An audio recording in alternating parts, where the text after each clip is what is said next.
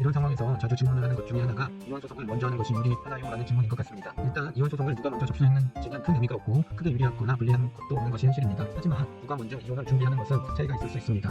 왜냐하면 먼저 이혼을 준비하게 되면 상대방이 유책 배우자라는 증거 확보를 할 수가 있습니다. 그래서 어떤 분들은 일부러 상대방 배우자가 술에 취한 상황이 있을 때 화를 나게 만들어서 목소리를 유발하게 하거나 팽을 유발하게 해서 그것을 녹음하거나 경찰을 부르는 경우도 있습니다. 또한 상대방이 예전에 했던 귀책 사유에 대해서 인정하는 녹음을 확보할 수도 있습니다. 이런 상황에서 전혀 이혼에 대해서 생각하지 않는 배우자들은 순수하게 당할 수밖에 없는 것이 현실입니다. 그리고 또 하나는 이혼을 미리 준비하는 자는 본인의 명의의 재산을 독립할 수 있는 시간을 벌 수 있게 됩니다. 물론 이 작업은 이혼 직전에 하기보다는 시간을 상당히 두고하는 경우가 많습니다. 이렇게 작정하고 재산을 빼돌리는 경우에는 상대방은 당할 수밖에 없는 것이 현실입니다. 그리고 이혼을 미리 준비하는 자는 가압류를 미리 할 수가 있습니다. 최악의 경우에는 이사를 해야 하는데 잔금을 지급해야 하는 시점에 가압류 가처분을 할 수가 있습니다. 이런 경우 무방비한 상황에서 금전적인 압박을 당하는 경우들이 정말 많은 것이 현실입니다. 그리고 이혼을 할 때 양육권을 서로 가지려고 다툼을 해야 하는 가정이 있습니다. 이런 경우 이혼을 미리 준비하는 자는 자녀를 미리 다른 곳으로 전학을 시킬 만반의 준비를 하는 경우들이 있습니다. 저희 의뢰인 중에는 아내에게 어떤 내색도 하지 않고 이혼을 준비를 했고 그래서 이혼 소송을 하면서 해외로 자녀를 데리고 간 남편도 있었습니다. 즉 종합해보면 이혼 소송은 누가 먼저 접수했는지는 큰 의미가 없습니다. 하지만 누가 먼저 이혼을 준비하느냐는 여러 가지 이유들로 인해서 미리 준비하는 자들이 더 유리하게 될 가능성이 높다는 점 꼭 참고하시길 바랍니다.